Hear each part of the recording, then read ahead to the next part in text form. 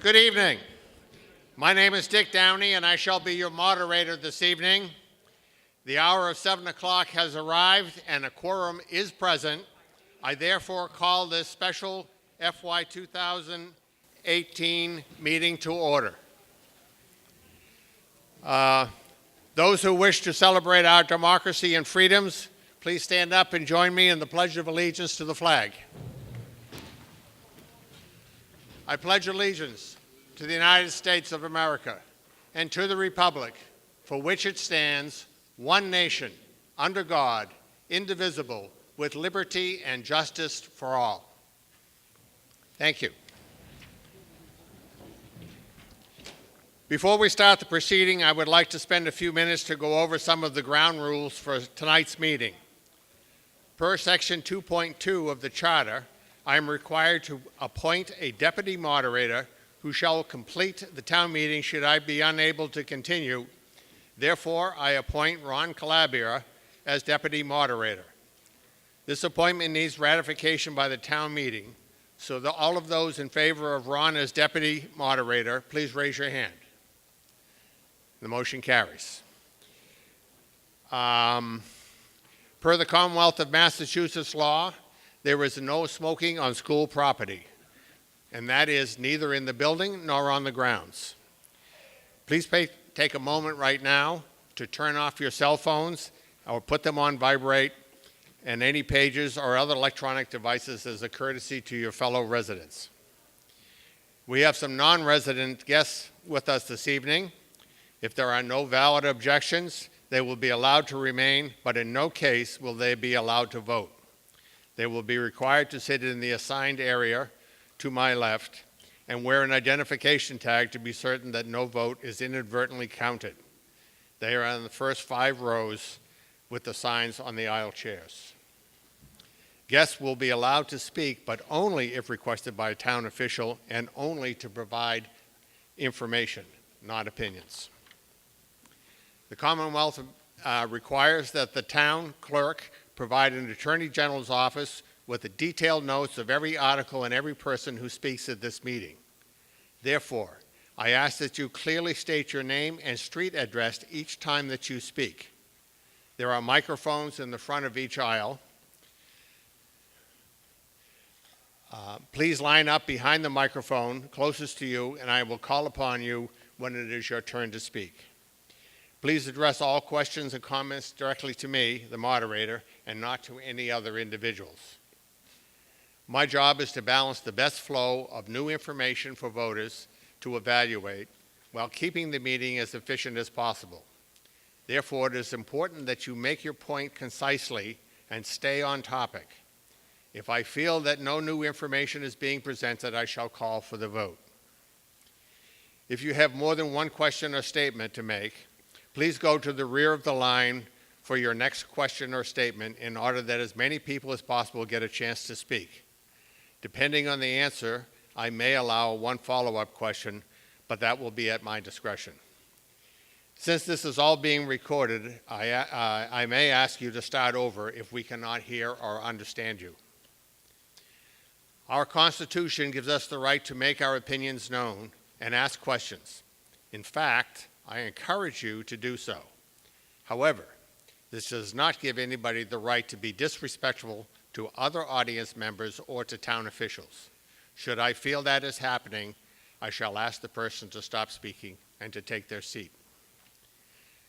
Per Maynard Town Bylaw, Chapter 1, Section 14, a secret ballot vote shall be taken for any article or amendment concerning one of the following topics: wages, the acquisition, sale, or lease of real estate, borrowing by the town, authorization of expenditures greater than $10,000, zoning articles, and any appropriation related to the above. Each person should have a group of ballots here, and the starting number is number 10. Please check your number now, and if it's not 10, please go out and get one that is. To facilitate the counting, please do not fold the ballot. Just hold it upside down and put it in the basket, and that'll make it easier and quicker to count. I shall call for an article. The individual from the sponsoring organization will move that article. All articles moved must be given to me in writing. I shall only read the article if it is moved differently from that printed in the warrant. For lengthy articles, I shall give a brief summary of the article instead. An amendment to an article must be given to me in writing and must include the sponsor's name. It will then be reviewed by town council and the moderator to see that the language meets the criteria for the Attorney General's acceptance. If you open your warrant, you will find there's reference information on pages 2, 3, and 4. So let us begin. I will entertain a motion to waive the reading of the warrant in its entirety. Bill Coleman, yeah, now it is. Bill Coleman, 9 Howard Road. Mr. Moderator, I move that the reading of the warrant in its entirety be waived but be made part of the record of this meeting, and that the moderator be permitted to refer to each article by subject matter instead of reading each article completely. Do I have a second? Second. Okay, a motion's been made and seconded. All those in favor? All those opposed? Motion carries. For your convenience, I would like to group several articles together tonight in what is referred to as a consent calendar.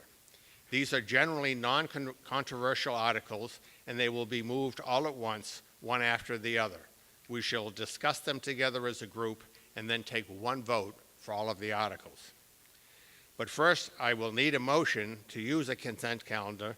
Therefore, I will entertain a motion for Articles 1, 3, 5, 7, 8, 9 to be moved on the consent calendar. Mr. De Silva. Mr. Moderator, I motion to move Articles 1, 3, 5, 7, 8, and 9 as a consent calendar. Thank you. Do I have a second? Second. All those in favor? Raise your hand. All those opposed? Motion carries. Would you start reading the articles on the consent calendar? I will. Article 1 under the consent calendar is the Affordable Housing Trust, Chapter 35, Section 4, and Community Preservation Committee, Chapter 11, Section 2, and move to approve Article 1 as printed in the warrant, except the words "to do or act thereon." Do I have a Finance Committee recommendation? Finance Committee recommends. Okay, next article, Okay. please. Article number 3 in the consent agenda, Non-Criminal Disposition, Chapter 15, Section 5. Move to approve Article 3 as printed in the warrant, except the words "to do or act thereon." Do I have a Finance Committee recommendation? Finance Committee recommends. Okay.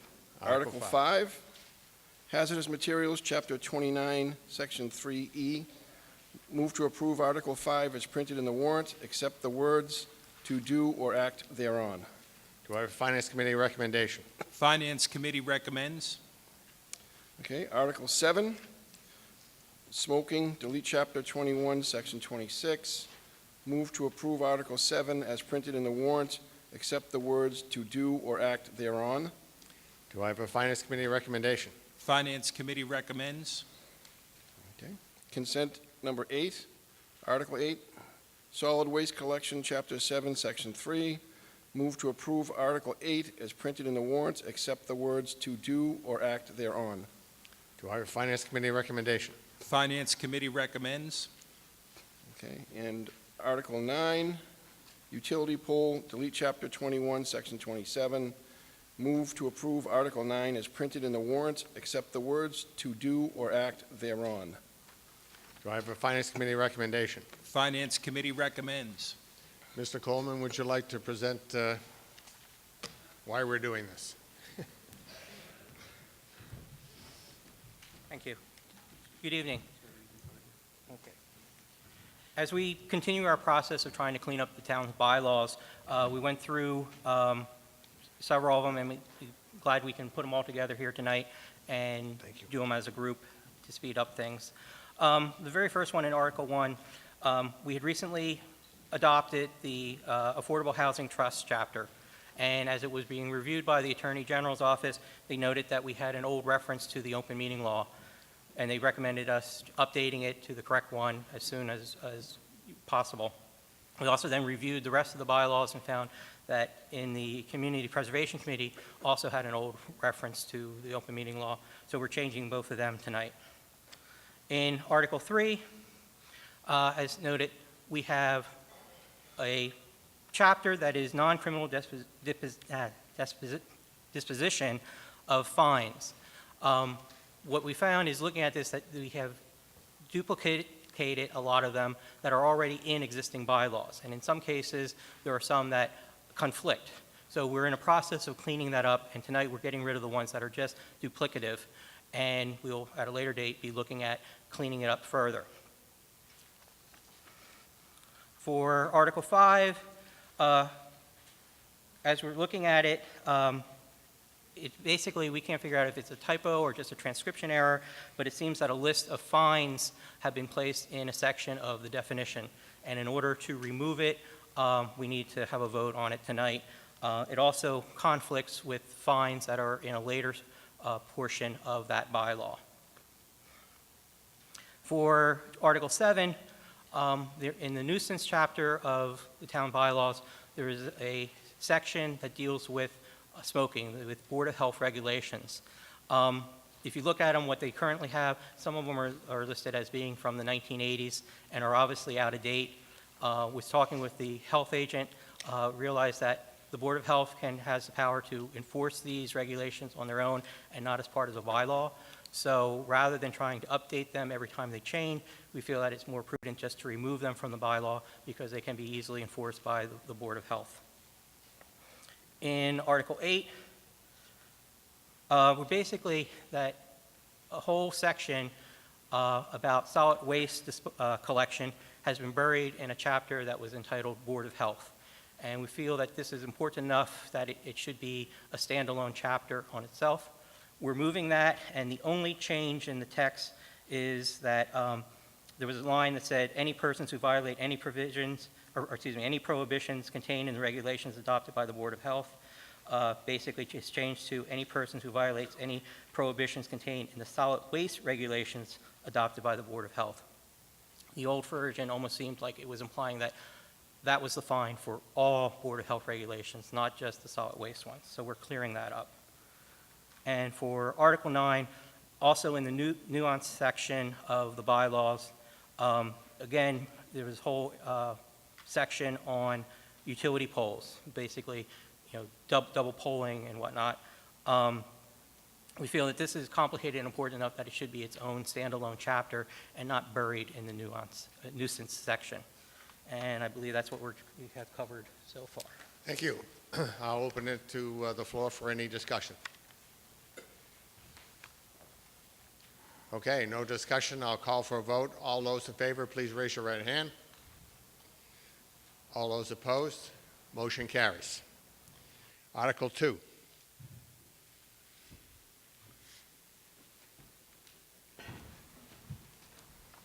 Article 2 is a Board of Health nuisances, Chapter 21, Section 1 and 2. Move to approve Article 2 as printed in the warrant, except the words "to do or act thereon." And again, Mr. Coleman will speak to Article 2 as well. Do I have a Finance Committee recommendation? Finance Committee recommends.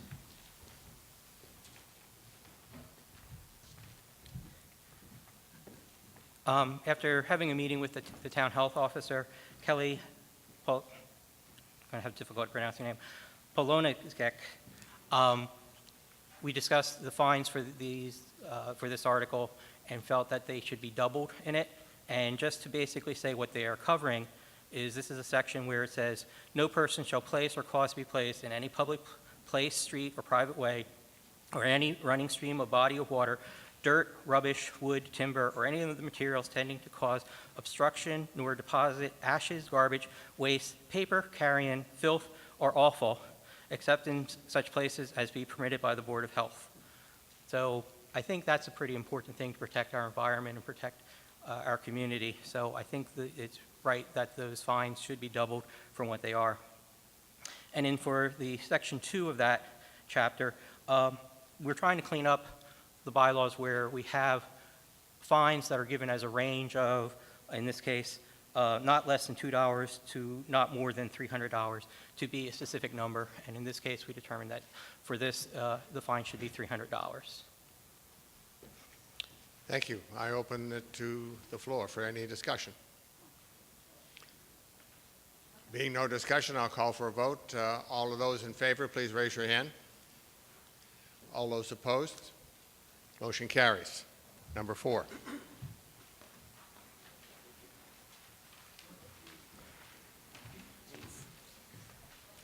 Article 4 is a establish disabled and elderly tax relief fund, Chapter 60, Section 3D.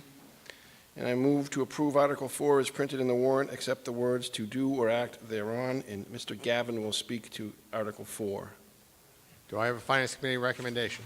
Finance Committee recommends.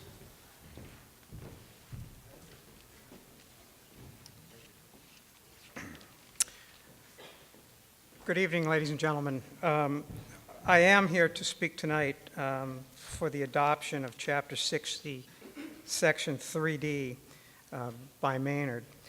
And what this will do is to help those people in our community who are having trouble covering their taxes, especially those who meet the qualifications of Chapter 60, Section 3D. What this article would allow us to do is to design a place on our tax bills or the motor vehicle excise tax bill in its stead, or a separate form that goes along with our tax bill or our excise tax bill, where residents can choose voluntarily, it's totally a voluntary program, to donate or pledge an additional amount that will go to help seniors within our community or others that qualify to help offset some of their own taxes so that they can remain as residents of our community rather than having to succumb to tax pressure and leave. The way this works is it's a local acceptance statute, so we as town meeting voters get an opportunity to approve it to be something that we will accept. And then it's a voluntary contribution, and I want to emphasize that point. It's not putting any additional burden on any one of us. It's purely voluntary. And you just check, if you want to voluntarily contribute, you check off on the form, you say how much you want to contribute, and it comes in as an additional part of the fund. And that fund begins to build. Well, that fund also gets managed by a committee that's identified specifically by statute.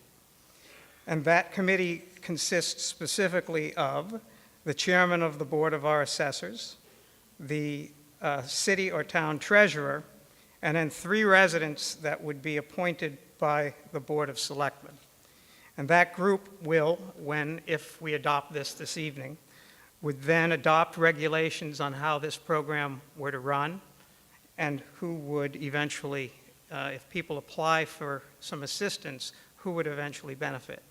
Obviously, it would take some time to grow this fund to where it would become beneficial to any large degree, but this is a start.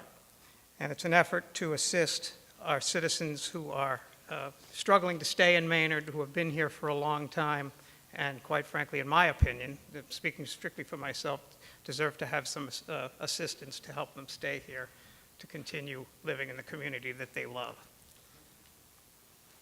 Thank you. I'll open it to the floor for questions or discussion. I'll recognize the microphone on my left.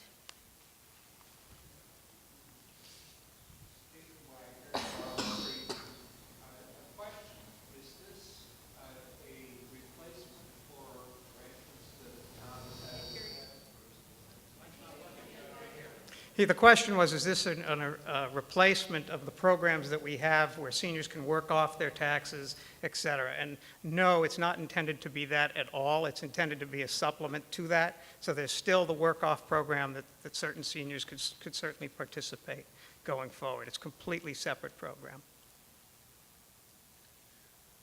I see no more questions, and so I'll call for a vote. All those in favor, please raise your hand. All those opposed? Motion carries. Number 6.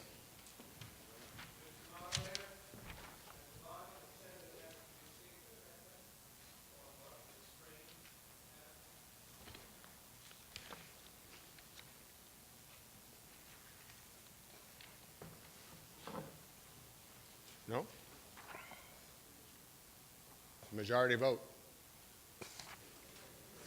Huh?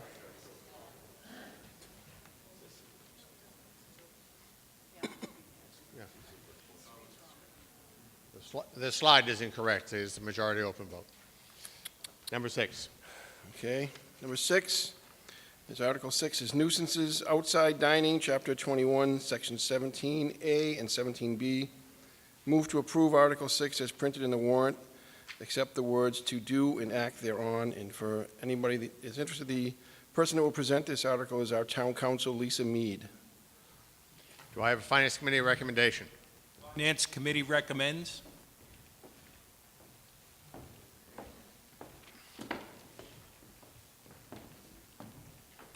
Thank you, Mr. Chair, Mr. Moderator. The purpose of this warrant article is to clean up a conflict that exists in the warrant right now. Currently, the warrant allows in one section, Chapter 18, Section 8A, it provides alcoholic beverages to be permitted on public sidewalks, but in Chapter 21, Section 17A, it says that only outdoor dining and non-alcoholic beverages can occur on public sidewalks. And so this cleans up that discrepancy between the two. The applicant would still need to get a modification to any liquor license that they have, both with the local licensing authority, namely the Board of Selectmen, as well as with the ABCC.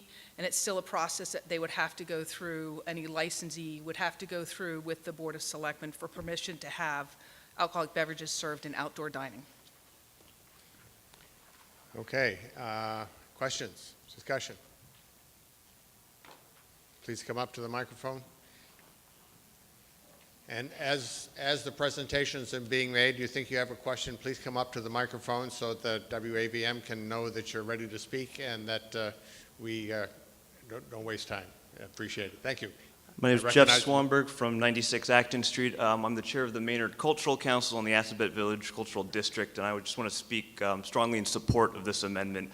Allowing for outside dining heavily helps the restaurant business. It encourages foot traffic into town, and it really makes the town a more vibrant and energetic place, both for its residents and to the outsiders, encouraging repeat business. And in addition to that, it supports other local businesses as we get this more foot traffic coming through, especially as we seek to become a destination for culture and entertainment. And this works perfectly in conjunction with those outcomes. So I just wanted to encourage people to vote yes for this amendment. Thank you. Any other questions or discussion? If not, I'll call for a vote. All those in favor, please raise your hand. All those opposed? Motion carries. Article number 10. We're going to, because it deals with the same piece of property, do Articles 10 and 11. I'll have them move both motions, and then we'll discuss them as a group, but we'll vote separately on them afterwards. Okay, so motion number 10, please. Do I have to make a motion to handle number 10 and 11 at consent calendar? No, not a consent calendar, just to make the motion for 10, Okay, and then I'm going to allow discussion to be on both motions simultaneously. okay. So, Article number 10 is an acceptance of gift of land. And I make a motion that we move to approve Article 10 as printed in the warrant, except the words "to do or act thereon." And Article 11 is an acceptance of easement. Just 1 second. Do I have a Finance Committee recommendation? Finance Committee recommends. Article 11, please. Okay. And Article 11 is an acceptance of an easement, and it's moved to approve Article 11 as printed in the warrant, except the words "or take any action relative thereto." Do I have a Finance Committee recommendation? Finance Committee recommends. Okay. Chris, you're on. Articles 10 and 11 are both associated with 129 Parker Street and the development that's taking place there. So Article 10 allows the town to accept a piece of land that's probably half the size of this room. And in order to, we need to accept this piece of land because we have a well field out behind where that project is going to go, and we need to have at least 400 feet clear, and it's in a circle around that well field. So we need 400 feet, and we get to a number that's somewhere around 375 to 380 feet. So it's a very small sliver of land, but if we don't accept the land, we can't use that well field ever. So we need to accept the land in Article 10, and that's a gift given to the town. And Article 11 is an easement, and it's an easement that is on Parker Street itself, and it's the large yellow piece that runs along the front of Parker Street. And the reason that we need this easement is because it will allow us to provide sewage and electrical and other infrastructure improvements that we need to make as a part of the project, and the town needs access to those lands. So that's what the easement in number 11 is about. So both of these items are essentially gifts to the town from the developer to allow us to have things that we need to move forward with the project and into the future. Okay, discussion, questions?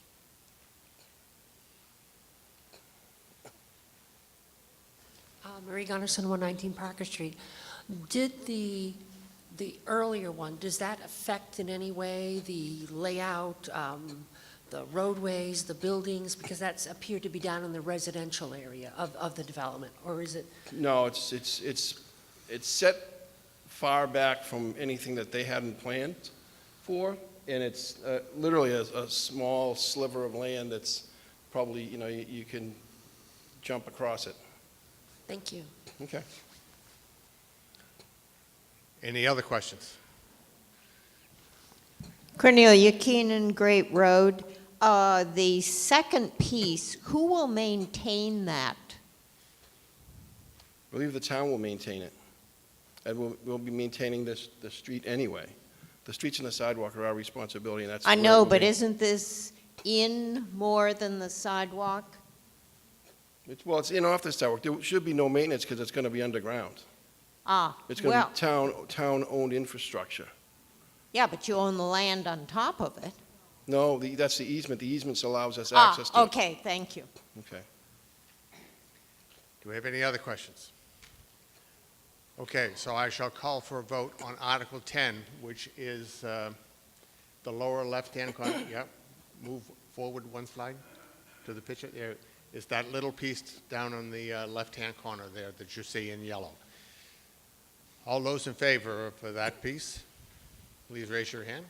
Okay, all those opposed? The article carries. Now we're going to vote on Article 11, which will be, and one more. And there we go. And it'll be Article 11. You see the yellow on the right, and it'll be that easement there. All of those in favor of Article 11, please raise your hand. Okay, all those opposed? The article carries. Nick, no. Oh, I'm sorry. This is a two-thirds secret ballot. I apologize. So ballot number 10.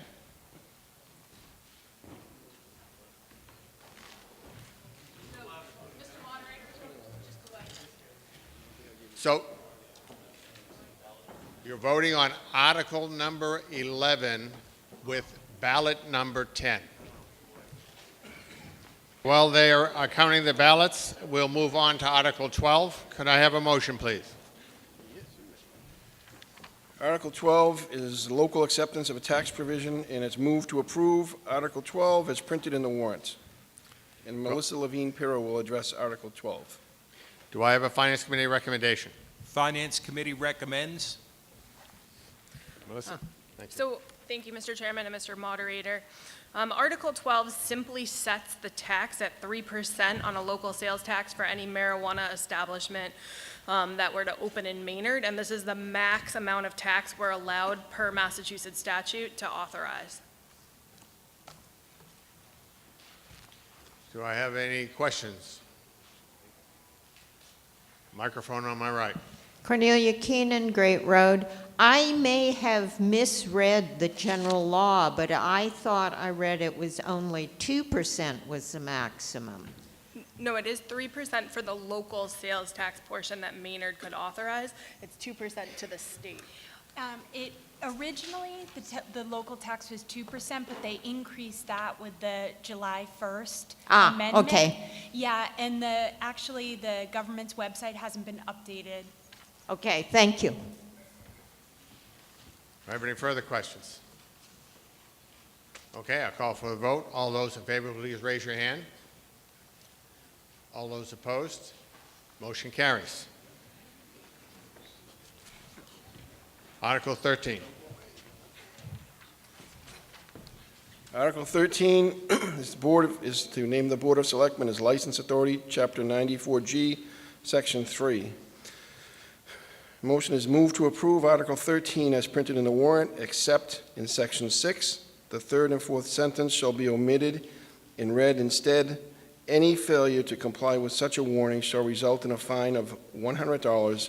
Any failure to comply after the issuance of said initial fine may be punishable by a subsequent fine of $300, and except the words "to do or act thereon." And again, Melissa Levine Pirro will speak to Article 13. Do I have a Finance Committee recommendation? Finance Committee recommends. Thank you, Mr. Moderator. Thank Thank you, Mr. Chair. So this article basically vests the authority in the Board of Selectmen for approving or denying applicants who wish to open any type of marijuana establishment in the town of Maynard. It's very similar to the power we have as a board with liquor licenses. It doesn't mean that someone applying is going to get approved. It would require a public hearing, and it's basically on a special permit basis. Do I have any questions? Microphone in the middle. Hi, Ellen Greendale. I live on Elmwood Street. I had two questions. One, if, let's say, I wanted to open a business that would produce, test, and sell edibles, would I need 3 permits? And would I only be allowed to be in the healthcare industrial zone? Do you want to talk about, there's different state permits too. Yeah, so locally, you would need, if these bylaws were to pass, locally, you would need a license from the Board of Selectmen. And then secondarily, you would obviously need approval from the planning board, who would be the special permit granting authority. On the state level, you would need approval from the CCC. Yeah, but as I'm reading it, the testing, production, and licensing are all, testing, production, and retail are all separate permits. So if I was doing 2 of those things, I would need 2 permits? No, you would be a marijuana establishment Oh, getting okay. 1 permit. Okay. And with respect to your zoning question, so that would depend on if the next article passes or not. Sure. So we are proposing in Article 14 to amend the town zoning to allow it in different districts. So I can answer that once we see if 14 Okay. passes. I had another question about this, but should I hold it for No, you 14? can. Okay. So my question was, there's a definition for craft marijuana cultivators, Yes. and I saw that you banned them originally, and then it looks like in the FAQs document you passed out, you changed that? And I'm curious about why. No, to be clear, we clarified that the craft marijuana cultivator would not be considered an accessory use, so you could not operate outside of your home, unlike some other home-based businesses. Okay. Thank you. Appreciate that. I recognize the microphone to my right. Mara Hogan, 50 Thompson Street.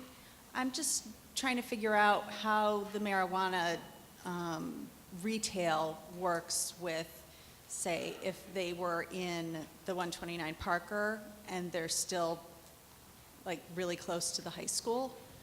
Is that not, because it's legal now, is that not considered It is actually still a drug? So it is part of Article 14, so they're not allowed to open an establishment within 300 feet of a pre-existing public or private school.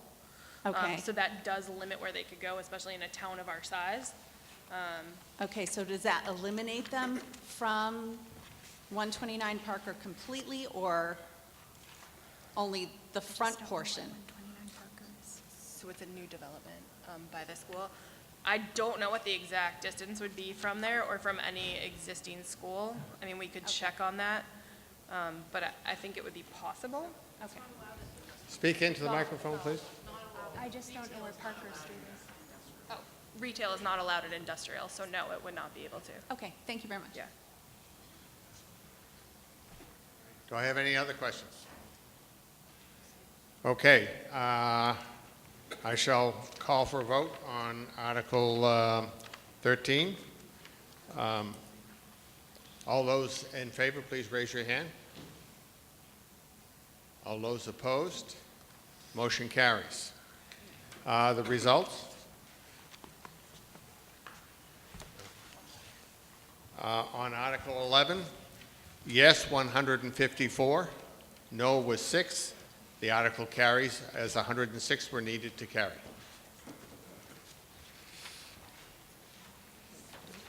Okay. And moving to Article 14. Article 14 is the amend the Town of Maynard zoning bylaws, marijuana retailers. And the motion is moved to approve Article 14 as printed in the warrant, except the words "to do or act thereon." And once again, Melissa Levine Pirro is going to speak to the article. Do I have a second? Second. Finance Committee recommendation? Finance Committee recommends. So this article is to just zone for the marijuana establishments that we're anticipating may come to Maynard, such that you can regulate where places are sited. The idea here is to allow these establishments by special use permit. Specifically, marijuana retailers would be allowed by special permit in the business zone, the central business zone, and the healthcare industrial zone. Whereas the cultivators, testing facilities, and product manufacturers are allowed in the healthcare industrial zone and in the industrial zone. And again, that allows for public vetting by the planning board, and it allows for a particular analysis to the exact property where the application is being proposed. And just as an interrupt for a second, I need a planning board recommendation. Planning board recommends. Any further discussion? Any questions?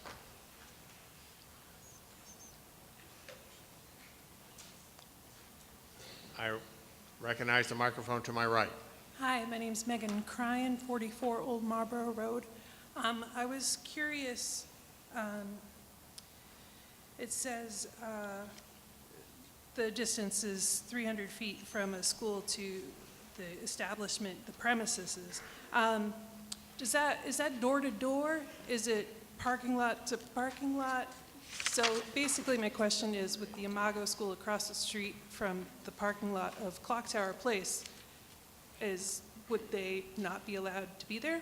So it's actually spelled out right in section 4. It says distances shall be calculated by a direct measurement of a straight line from the nearest point of the school to the nearest point of the marijuana establishment premises. So not lot line to lot line, but Okay. rather structure to structure.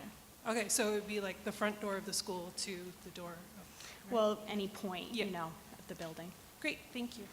I recognize the microphone to my left. Where does the 300 feet come from? It strikes me that if you really want to have separation between a marijuana establishment and a school, you might want to have it more than a reasonable walking distance. And even with the little bit of walking that most people do these days, that's very small. And I would think that if there were any chance of having marijuana establishments at 129 Parker, it's awfully close to the high school. Would you introduce yourself to? Stephen Wagner, Charles Street. Thank you, Stephen. So the distance was determined by the planning board to be 300 feet because essentially what the feeling was is that if you made it 500 feet, it might block out too many possible areas of development. And the state statute actually expressly allows localities to reduce the default distance. I recognize the microphone to my right. Steve Barber, Dudane Road. Some of these are going to be edibles, I guess, and so are the establishments going to have to be inspected on a schedule like other eating establishments by the Board of Health? So this is an area that's still unfolding, and the boards of health generally haven't opined on this topic because they wanted to first determine whether or not a town accepted marijuana establishments within its boundaries, and the boards can create regulations much more easily because they don't require town meeting approval. So this is actually going to be the next hot topic, and boards of health are trying to figure out ways to involve themselves, because as it stands now, it would not be under their jurisdiction, but there are modifications that may be made that would allow the Board of Health to have jurisdiction. I recognize the microphone in the center. Yes, Karen Grimes for Field Street. I've done a lot of research on many different bylaws, zoning bylaws from various towns around us. And first of all, let's say that these bylaws are protective zoning bylaws, so that when we have a discussion about where all of these retail businesses, this is not precluding anyone's right, if you're 21 or over, to use recreational marijuana, grow the plants, smoke it in your home. It has nothing to do with that. It absolutely has a very big concern about where you're going to locate these. 300 feet, you look at the adult establishment that we went through a couple of years ago, and it was considered adult entertainment, and there was a minimum of 600 feet. This is concerning edibles, and as you speak to this, I don't know if anyone's watched that primetime special on last Friday from Channel 5. Our own state labs were on there saying we cannot control all of the types of, you have a liquid marijuana, you have the regular marijuana plants, you have unbelievable, you have lollipops, they said they will not be able to keep up with it at all. And then when they did testing, they had undercover people, went into our dispensaries, okay, our medical marijuana dispensaries. We do our testing here. Well, they found out that these places did their own testing. They had two different sets of tests and completely different from what our state has. The state labs found failed. And here they were giving mold, mildew. You have plants. These are plants that are grown. You cannot take acres and acres of plants, do a random sampling and say, there's no pesticides. They came right out and said it. So we have to be careful where we're locating this here. And I really feel, I've actually prepared an amendment to this Article 14 because I'm concerned about churches, high schools, NBOD. You look at you don't even have, do you have a picture of our zoning map that you can put up? This town is ringed with single family and multifamily residents. You people on the boards already sat, planning boards, selectmen. We want downtown retail with businesses and apartments. You've got multifamily dwellings on Main Street. You have our teenagers working downtown. And So I'm going can to put an amendment in. So it has to be in writing. Mr. Moderator, I wish to present a motion to amend Article 14 of the Maynard zoning bylaws, marijuana retail, to read as follows. Change the located from 300 feet to 1,200 feet. Okay, that's the length of Field Street. Our Field Street is 1,000 feet. It's not long. And then to add, okay, So- beside, what do you want me to read the whole? I want you to read the article that you're doing, the amendment that you're proposing, Okay. and then we can discuss it later, but I Okay. need the article. Okay, so change to read, no marijuana establishment shall be located within 1,200 feet of a pre-existing public or private school providing education in kindergarten or any grades 1 through 12. And to add, 4 areas. Any single residential SR1, SR2, or garden apartment districts, any church, temple, or place of worship, any playground or athletic fields, plus any federal, state, or local building for public purposes. That's your public safety building. No. There it is. That's the article. Okay, may I have the article? Yes, you may. Mr. Moderator, could I make a comment, please? The one problem with doing that, oh, sorry. Okay, I have a motion to amend the article, which in essence increases it to 1,200 feet. Do I have a second?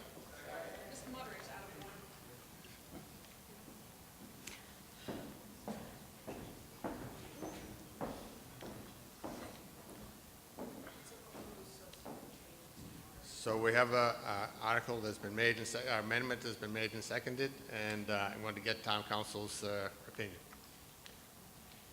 The article is an amendment, a substantive amendment to a zoning article which requires a public hearing, and therefore the article is out of order in this form. And so if you don't want to vote for the article, you shouldn't vote for the article, but this amendment couldn't be passed because it's not been subject to a public hearing. It's a substantive change to the zoning amendment.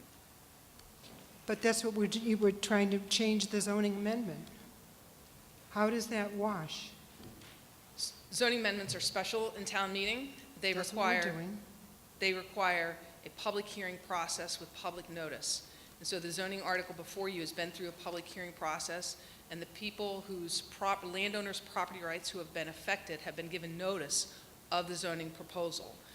It is out of order to propose a substantive amendment to a zoning article on the floor of town meeting that would be subject to the public hearing process. And therefore, if you want to vote these sections, you would have to vote against the article so that they would go back from the beginning and start the public hearing process again. So this article, this amendment is out of order for a zoning article. Would that include if it was just to amend the footage, the square footage? The Could we linear do footage, that? the linear footage, The no linear ma'am, that would be a substantive change.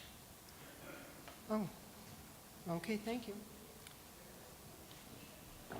So the amendment is not accepted, and so we're back into discussion of the original article. I'll recognize the microphone to my left. Thank you. My name's Scott Murphy, live at 17 Mockingbird Lane. I've been in the marijuana industry for 4 years. I helped 2 companies get their final approval to operate. Presently, I'm the Vice President of Compliance and Security for one of the largest companies in Massachusetts. We cultivate out of Fitchburg, sell out of Somerville, and soon 2 locations in Cambridge. My question is whether any entities have actually come to the planning board to open any facilities, whether it be a co-op, a laboratory, retail, cultivation. So at this time, we haven't had anyone come forward with interest to open in Maynard. We're preemptively doing this in accordance with Massachusetts law. Thank you. I recognize the microphone to my right. Hi, my name is Betsy Gardstein. I live at 207B Main Street. I have a Master's of Science in Public Health, and I support, I support the article the way it stands. I want to just say something that in the last 3 to 4 weeks, I know I have 4 friends whose sons, my age and younger, who have died from opioid addiction. Marijuana is often something that people can go to for pain management that is far less addictive and deadly than opioid. And I want you all to think about this really hard, because I am sure most of you in this room know maybe one of these 4 people who I'm talking about. And that this is really serious. So we have that, medical component. I also want to say to the lady who got up and had the amendment about expanding to 1,200 feet, and maybe you can answer this for me. What is the current limit on, or the minimum amount of feet that a liquor store can be from a school? Is it also 300 feet? Well, under Chapter 138, there's a notification requirement, but there's no buffer zone. Okay, that's kind of what I was thinking, and also drives home my point that I see teenagers all the time walking around in Maynard. They're walking past liquor stores. It is much easier for a teenager to walk into a liquor store and get alcohol than it is for a teenager to go into a dispensary. I don't know if any of you have ever been to a dispensary. I've been out in Colorado. It is not so simple, and they don't have the marijuana, the edibles, in the room that you actually enter. You have to show ID, you have to go through a whole process where they explain stuff to you and you go to another room. So I just want people to think about these things. And again, this is just the zoning for the number of feet and the different zoning areas. This is not saying, yes, Maynard is going to have a dispensary. And that's all I have to say. Thanks. I recognize the microphone in the center. Okay, Karen Grimes, 4 Field Street. Once again, I just want to bring out another statistic. Colorado, state of Colorado, has, and this is a quote, okay, from a doctor and a study they did last Friday night on TV that they showed, and they said, unfortunately, for their teens in Colorado, has the highest consumption of cannabis in the United States. Can I just interrupt for a second? This article is about the zoning. I understand that. We have, Maynard has approved the use of marijuana in town. Right. Right now, Right. it can be anywhere. Right. By putting the zoning article in place, you're now restricting it to certain locations. I just also want to add that if an establishment did want to open in Maynard, there would be a public hearing on it at that time, whether or not we were to approve that individual applicant from going forward. So this is not allowing anyone who applies to just go forward. This is just for the zoning on where it could be in the town. Okay, So last the reason thing. why I said what I said is that I want to get into a discussion whether marijuana is good or bad, because that's already been decided. Correct, right. What we're talking about now is where. I was just kind of arguing the point Okay. about children, Yep. about kids. You know, So because you can they're, continue, but stay on topic, please. okay. Well, you're dealing with an underage group of preteens and young teens, and they can get marijuana, and they've already been vaping from Stowe, 13 and 14-year-olds. I just rest my case. It's very serious, and I understand what everyone here is trying to do, but I think that you really, just let's look. We're not barring everything, but you really need to look at the distance. You think of a football field is 300 feet. That's all I'm saying to people. That's not very big of a distance.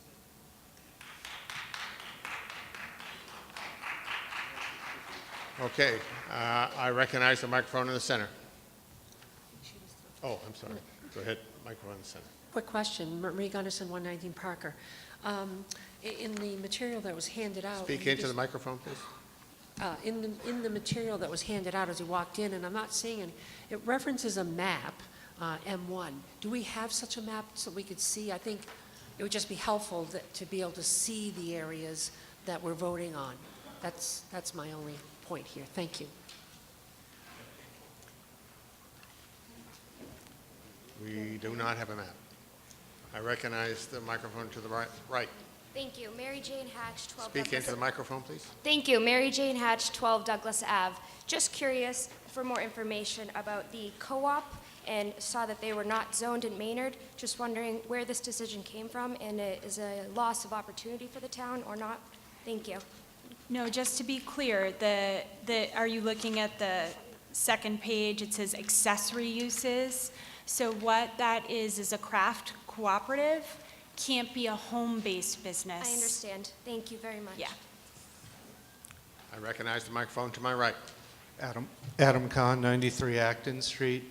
If this zoning, this motion does not pass, would that mean that given that dispensary or that marijuana facilities are now allowed through the previous votes, that establishments can be put anywhere in Maynard, and not be restricted by the zone, or? So essentially, what would happen is someone would come in and apply for a building permit, and the building inspector would put it in a box of similar kind of establishments. So he would make that determination on an ad hoc basis. And so likely it would not be allowed in a residential zone because it's a commercial enterprise.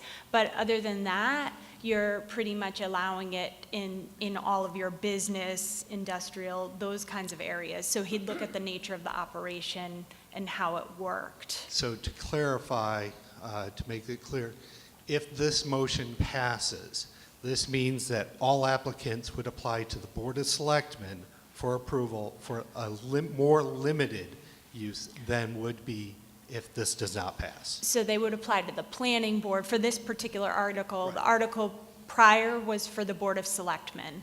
So they would apply to the planning board, yes. Okay. And But this there's is more restrictive than if this would not pass. certainly. Okay. I recognize the microphone to my left.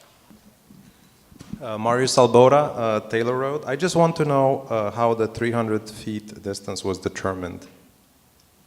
So that was a decision by Maynard's Planning Board that they felt was appropriate, and there was a public hearing on that. And you mentioned previously that the state has a certain mandated distance. Can you tell me what that is? Yes, if the local bylaw is silent on it, it's a 500-foot buffer. Okay, hang on. I recognize the microphone in the center. When you were replying, Dagmar Smith, 43 Arthur Street, when you were replying to a previous question, I believe you said that if this didn't pass, this would go back to committee? Is that a possibility? So what Attorney Mead had mentioned was because the amendment was out of order, given that it was a substantive amendment and hadn't gone through the public vetting process of a public hearing, if this were to fail, obviously the planning board would try to take it up again. The tricky part of that is that we are facing a deadline, so the first applications are going to be submitted to the CCC on April 1st. And thereafter, the first licenses will be issued on June 1st. So the reason why the planning board added these articles to this particular special town meeting was to put them in place in advance of those deadlines so that there would be something in place for the time being. Thank you. I recognize the microphone to my left. Right, so I'm still confused why the state says 500 feet and we say 300 feet. Can you please enlighten me? So the state essentially just put in a buffer zone as a default measure in the event that the local body felt it appropriate not to list it. What the planning board determined was that if they adhered to that default, it would block out too many potential developable properties such that there wouldn't be a development of a marijuana establishment. And that's very important for Maynard because you voted yes. So if you were to essentially zone out marijuana establishments by making it impossible to cite a marijuana establishment, that would have had to have been done differently. The process would have been different. It couldn't have just been by a bylaw change at town meeting. You have a follow-up question? I do, recognize the but I yield. I recognize the microphone in the center. Okay, Karen Grimes, 4 Field Street. So if we cannot come to a conclusion tonight with a secret ballot, or if it is rejected, then that would be taken up then at the Maytown meeting. Is that correct? That is not correct. That's not necessarily correct because there would have to be a whole new drafting of the bylaw and there would have to be a public hearing process and the timelines are quite tight. And at that point, the first applications would have been submitted to the CCC. I thought the Cannabis Commission said July 1st. It has to be in for towns. So the applications, the deadline or the opening of applications begins April 1st and the first licenses issue June 1st. And so if we don't approve this article, as stated earlier to Adam Kahn's question, we'll end up with less restrictions, just so people are aware. And the applications will start coming in, just to clarify that. The last thing is 500 feet opposed to 300 feet. Really? We couldn't cite one retail establishment if it was 500? I recognize the microphone to my left. Right, so my last question is, so actually all the schools in Maynard are on one side of Grade Road, as we know. So I don't really see how that would have excluded just adhering to the state 500 feet, how that would have impacted the development. It includes private schools as well in the article, not just public schools. Yeah, I think it's just too close. Thank you. I recognize the microphone in the center. Okay, that sort of addresses my question. The only schools that I'm aware of are these three, and 500 feet would bring us out to Great Road, and the 300 feet would seem to be specifically meant to include 129 Parker. What other schools, I'm sorry of my ignorance, are there schools in the downtown area? So, Because the downtown is clearly more than 500 feet from these schools. So I've heard 129 Parker, and I've been told that 129 Parker is actually in the neighborhood business overlay district, so that wouldn't be developable as a marijuana It's an establishment. industrial zone that's been overlaid, so that's why I wasn't sure. It's not allowed. Okay, thank you. I recognize the microphone to my left. Hi, my name's Tom Cummings. I live in 30 Great Road. I'm a little confused, and it's my fault for not following this issue close enough. But when you said we've already voted for this, are you saying as a state we voted for this? But I don't remember did we have a vote in town saying we want marijuana in the town? Okay, so that's where I missed that one then, right? Yeah, there was a statewide vote, and then when the legislation came out, it determined a different process for those towns and cities that voted in favor, and Maynard was one of those towns and cities that did vote in favor. So you're saying, but that was part of that statewide vote. That's correct. On how we voted. You're saying the majority of the people who voted, so there wasn't, I think there was just some confusion about what you said we voted. But we haven't actually voted. So people who don't want, let's say, marijuana in their town, they're on some level, even if they voted, quote unquote, voted for it, they're basically would make zoning bylaws so restrictive as to not be able to get marijuana in their town, correct? No, so the process for towns that have a yes vote, and maybe I misunderstood your question, but the process for towns who voted in favor cannot prohibit through zoning marijuana establishments within their town just by town meeting bylaw vote. They would have to do a two-prong approach, and it's a bylaw along with an accompanying ballot measure. And was that proposed at all in this, so that would have been proposed by you guys to get us a separate vote just on that one issue? Yes, essentially, it would have had to been proposed as a warrant article first as a measure at town meeting, and then followed by a ballot vote. Okay, thank you. And just to answer the prior question too, there are 2 private schools in town in the churches, which count for the distance requirement. I recognize the microphone to my left. Thank you, Mr. Moderator. Ken Estabrook, 28 McKinley Street. So what I'd like to point out is the planning board went through a very thoughtful process. Your planning board went through a very thoughtful process to review this. And that was done in a public hearing where we had an opportunity to go in and talk. Importantly, I'd like to point out the fact that this legislation would allow us to put in place a special permitting process, which allows us significant protections if anything were to go in. If you don't have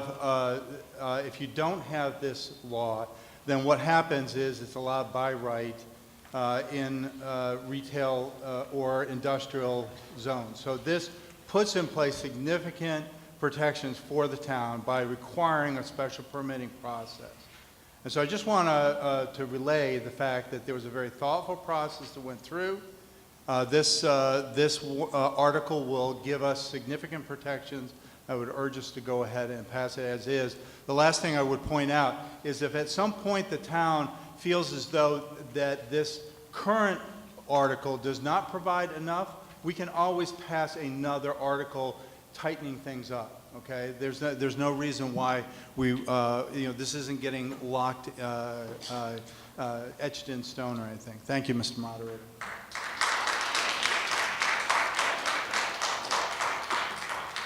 Okay, I don't see any further discussion, so I'm going to call for the vote. This is a secret ballot, 2/3 vote. I would ask you not to fold your ballots, and just turn them upside down and put them in the collector's basket. Thank you. Okay, while the counters are counting up the ballots, we'll move on to Article 15. Mr. De Silva.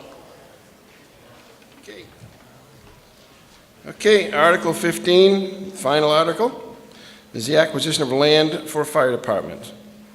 The motion reads, move to authorize the Board of Selectmen to purchase, acquire, or take by eminent domain a portion of the property located at 30 Sudbury Street and portions of 146 Main Street, as well as a portion of Church Place, so-called Maynard, Massachusetts, as more fully set forth on a plan by Niche Engineering, 2 Center Plaza, Suite 430, Boston, Mass., titled Proposed A&R Limits/Financial Parcel Exhibit, dated July 26, 2017, revised February 5th, 2018, including 41,418 square feet more or less, shown as the area indicated at the proposed limits of final parcel configuration for taking, in which plan is determined to be necessary for the health and welfare of the inhabitants of Maynard to be used for fire department purposes under the care, custody, and control of the Board of Selectmen,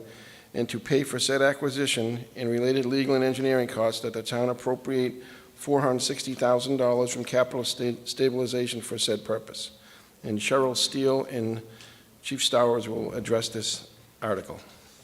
Do I have a Finance Committee recommendation? Finance Committee recommends. Thank you, Mr. Chairman, Mr. Moderator. As present in the warrant article in front of you, this article is to authorize the Board of Selectmen to move forward with the acquisition of the parcel of land described and provided on the map that is in your packets. This is essentially to enable us to move forward with the process of exploring our fire station needs. As many of you may be aware, we first started as a town looking into the needs of our fire station back in the early 90s. Around 2007, 2009, with the movement of the library to a new town building, we undertook a more formal study that ended up in the movement of the police station into the current town hall. And the findings of that report, which included needs for the fire station, were presented to the town at the annual town meeting in 2009. The current iteration, in 2016, the town appointed the Fire Station Committee, and it's the results of that committee that are before us in this warrant article today. That committee undertook the effort to identify a parcel of land for a new fire station and a series of recommendations. Throughout their process, they looked at 16 different pieces of land throughout the town and came up with the conclusion that this was both the best ranked and best value parcel.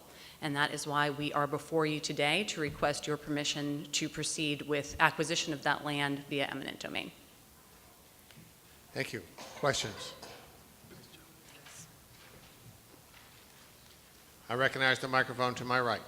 Cornelia Keenan, Great Road. I don't understand the 146 Main Street. It's the legal address of the mill. But the parcel of land is as articulated. Is on Sudbury Street. Correct. Okay, so thank you. You're welcome. I recognize the microphone to my left. Mario Salbota, Taylor Road. I just want to say that if you guys don't buy this, I probably will, because I don't know how you bargain, but that's really a good value for the town. Thank you. I recognize the microphone to my left. Stephen Wagner, Charles Street. I think the location makes a whole lot more sense than the one that we looked at quite seriously a few years back, right up on the Acton line. This is central. I'd really welcome some comments by the fire chief on the suitability of the site. Sure, what I'll do is first kick off a little bit because it might come up as another question about the Rockland Ave location, which is, I believe, the one that you're referencing. That question has come up before about why not Rockland Ave. And just to clarify, which the chief can go into in some additional detail, but as part of the evaluation, that piece of property was looked at. It was very low ranked among the 16. And as part of the estimations of the costs associated, it was determined that the amount that would be required to improve the traffic intersections and flow at that location would actually outstrip the cost that would be associated with the acquisition of this separate piece of property. But in terms of the ranking of the property, let me turn it over to the chief. Thank you. Yes, we looked at 16 total sites in the town of Maynard over about a 12-month period. And Sudbury Street, the lot that we're looking at, ended up near the top in many of the categories that we deemed that were important. And we didn't necessarily look at response times. I know that's been discussed in the past. Maynard itself is so small geographically that response times aren't really an issue. But we did look at response routes. We looked at value. We looked at if we took a building, were we going to lose tax revenue, cost. We looked at taking buildings down. So this one really ended up at the top of the list. There's 3 or 4 sites, but this was the top choice based on all those factors. I recognize the microphone to my left. Hi, Wendy Darcy. I live at 48 Sudbury Street. Can you show us where some of the landmarks are up there, like St. Bridget's Church? And yeah, that's what I thought. Okay. I'm just wondering how this is going to impact traffic, particularly in the morning and in the afternoon, kind of the commuter drive times. Well, we don't anticipate it really affecting traffic at all unless we had an emergency run. But that's really the only time it would impact any traffic. Okay. All righty. Thank you.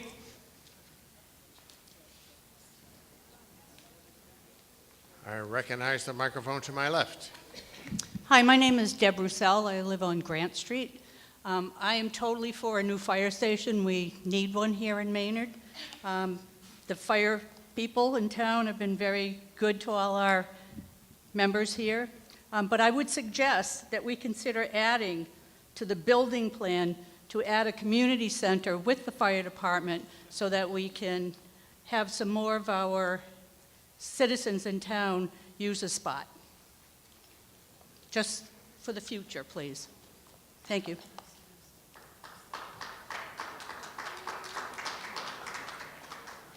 Okay, I'm sorry, a microphone to my right. Hi, I'm Hope Davis on Detling Road. I'm just wondering, what would the plan be for the current fire station when and if the new one is built?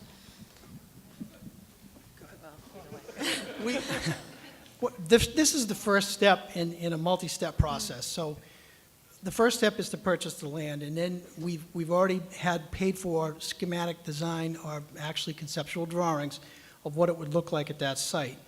But we're not ready to even entertain financing the building right now, so we're not really prepared to discuss what will happen with the existing station. I would assume that it would go to the reuse committee, same as the golf course did, same as the Coolidge School did, and they could make a determination from there. Thank you. I recognize the microphone in the center. Ron Calabria, Deer Path. I happen to be the chairman of the committee. In terms of the question of should we acquire more land and do a community center, the negotiation for this land took a year, and this is the absolute limit that we could really get from them without being in a major lawsuit. It's an acre of land. When you look at things like parking and the amount of land additionally you need for the building, we did look at it. We did get asked the question, but this site would not work for that, and we would have to take a significant portion of the Upper Sudbury parking lot, and they just won't do that. Thank you. I recognize the microphone to my right. Mara Hogan, Thompson Street. Just wondering about, once it is built, if we do approve this, how you address the noise of fire engines and things like that, considering that we live on Thompson. I mean, there's not really much that can be said. You know, if there's a call and the fire station has to respond, it will be responding. Okay. But does that mean that you're blaring your sirens like at 2 in the morning? Or what exactly does that mean? Yes, we're going to make noise. So we're up, you're up, right? No. The only time we use the siren is if we have to have traffic yield for us. So if there's nobody in front of us at 2 o'clock in the morning, then we shouldn't be using the siren. Okay. But, yeah. All right, that's all. Thank you. Okay, so I'm going to call for a vote, but before I do that, I'll give you the results of the last vote. We have 146 yeses, we have 30 noes, 117 were needed. Article 14 carries.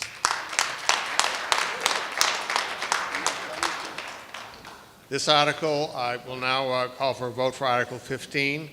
It is a secret ballot, 2/3 majority as well. On ballot number 12, please mark it, and the collectors will come around. Again, remember not to fold your ballots. Thank you.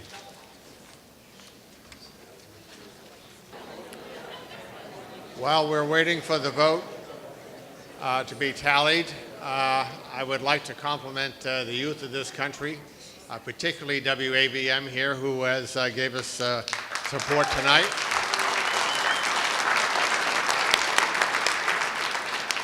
They've done a wonderful job. I'd also like to thank the Honor Society, who provided a babysitting service here tonight for those people. So wonderful thanks.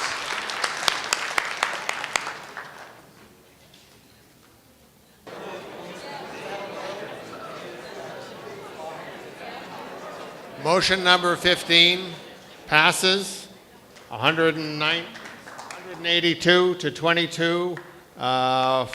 We have to have more than 44 yeses, and we did, and so it passes. I'll entertain a motion. Bill Coleman, Howard Road. Mr. Moderator, I move that this meeting be dissolved. All those in favor? Thank you all very much for coming and helping the administration of the town. We really appreciate your coming.